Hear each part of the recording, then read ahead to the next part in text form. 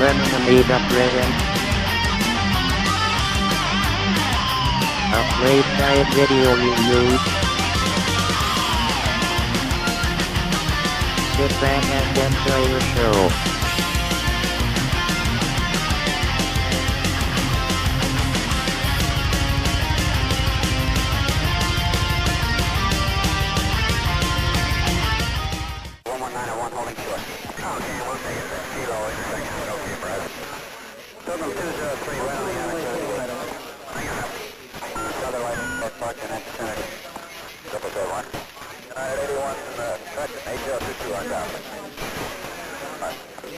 You'll be going into gate 6. Hold short of taxiway Tango. Okay, we'll hold short of Tango. 164. Which one are you using? 31 right or left? Mohawk 64, my 31 right. Straight ahead. Hey there, welcome to a very special 5K subs edition of the Lemon Amiga Play Guides and the Reviews. And this time we'll be checking out a very special game, Desert Apache, released by Dark Unicorn in 1995.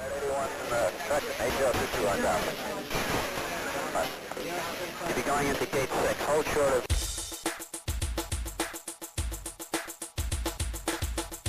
After some sampled speech, we find this game begins with an options screen, and from here we can change full screen mode into quarter screen mode.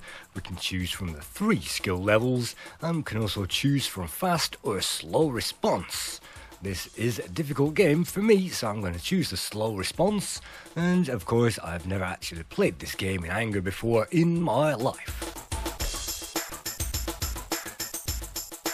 Now we've absorbed those options, let's just press fire, and now we get a brief of the first level of I think 3 or 4 in this game, but I've never actually got off mission 1, so we'll see how we go on. Let's just press fire and check this game out.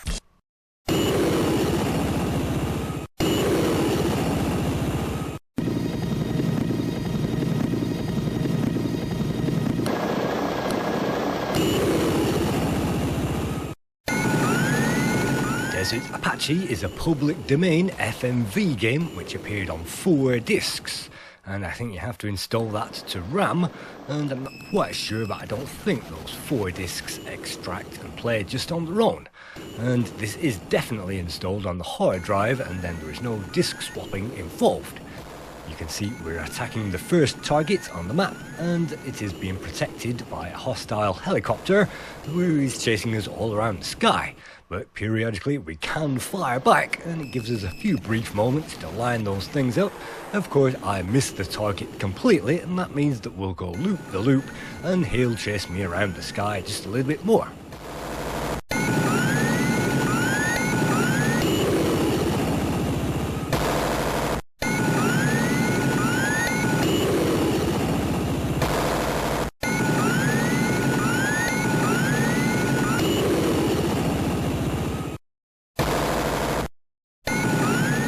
Random number of encounters, you will either face the chopper again, or you'll be too slow on your reactions and you will die.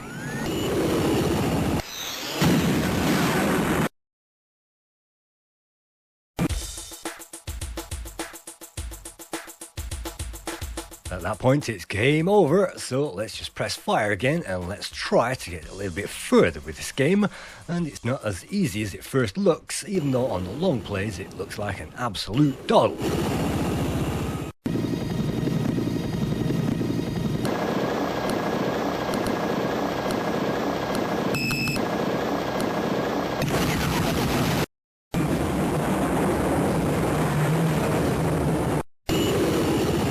If an enemy is guarding a base, then you will attack that base or rescue the people within it, and you can see me rescuing a few people, and that base gets struck off the map.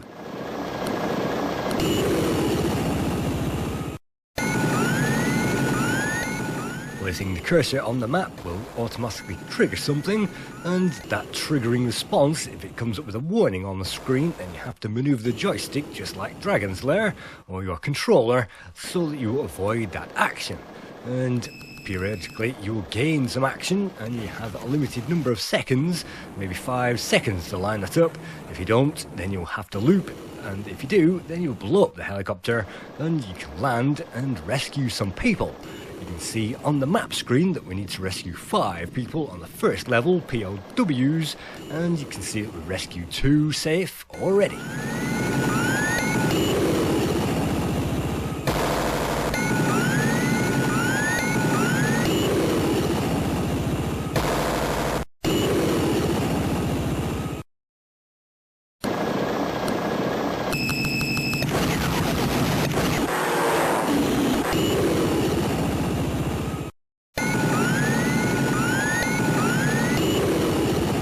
As soon as you see the overhead camera angle like this, then you know you will aim for the enemy once again, so it's best to be quick off the draw, because if you are too slow, then that's a wasted opportunity, and sometimes the enemy can shoot you if you waste too much time. Luckily, that's another camp liberated, and let's just land in there. Unfortunately, if you don't get that thing directly in the middle on the map, you will not face the camp and you can't blow that thing up. But again, if you attack that thing from the outskirts, then you'll have to face an enemy, and that means that you'll have to avoid it in all these scenarios.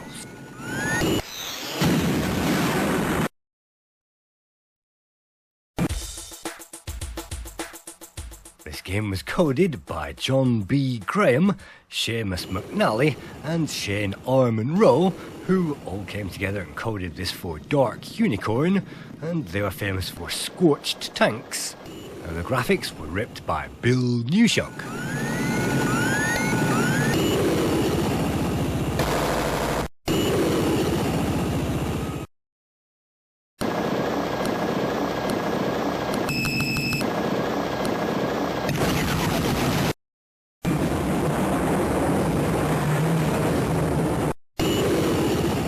Game format is based on Tomcat Alley, released for the Sega CD in 1994. This team produced a game called Tomcat based on that game, released on the Amiga in 1994, and they produced something in 2 weeks that it took Sega 2 months. And of course this was the follow-up, released in 1995.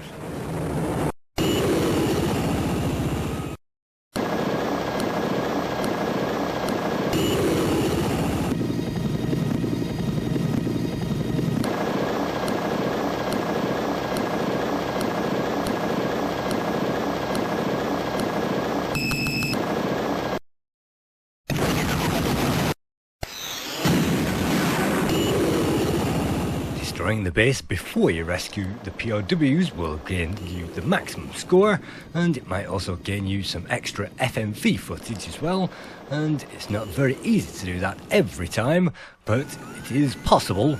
But if you don't, then you'll have to face an enemy, and if you destroy that enemy, then you can take the base. It is pretty unnerving with warning flashing on the screen. It doesn't give you much time to react, and that's why I'm choosing the slow version, and the slow version of this game actually plays the FMVs all the way through.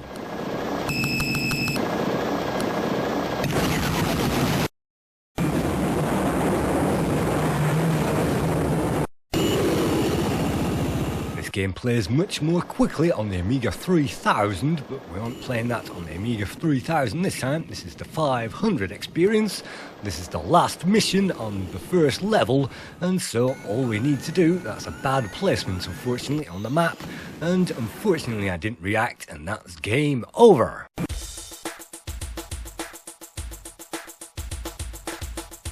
So for the final time in this impromptu play guide and review that I recorded this evening in response to 5k subs, which is great. I hope the 5k subs are happy with the channel, and this channel is unfunded, and because it is unfunded I have now taken down all the Patreon funding adverts.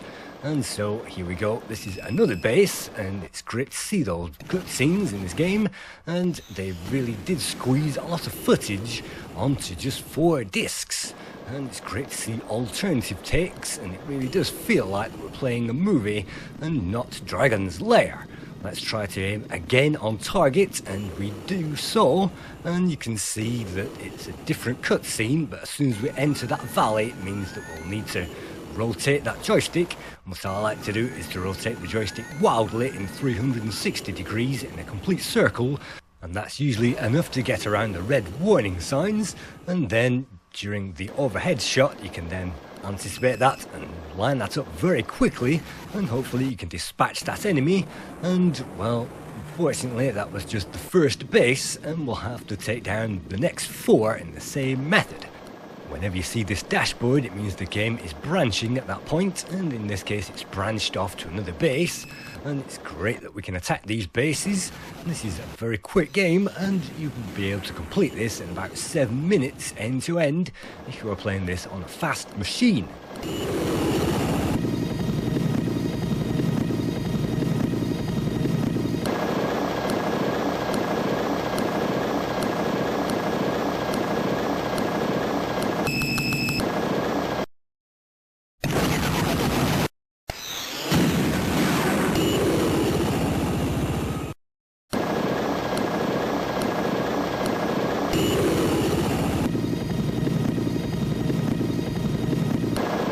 As a free public domain shareware rip-off of a Sega CD title, I think that this doesn't do too badly a job.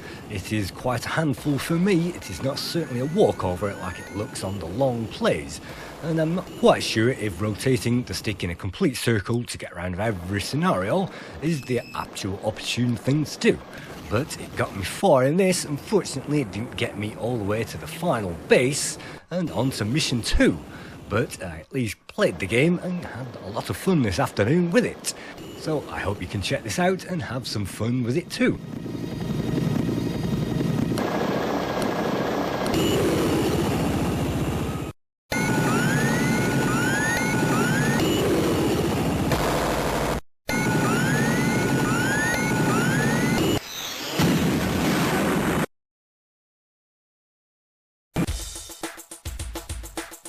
This game has a rating of 4.8% on the Lemon Amiga database, and that's the average score for this game. So thank you once again for viewing another Lemon Amiga game guide and review, and I hope this game guide has given you some idea how to play this game. Basically aim for the targets on the map, rotate around in circles, and then aim and blow away those enemies. And I hope that you can get through this game and write in the comments that you have beaten me. So thank you once again, and I hope to see you again in another play guide sometime soon. Thank you.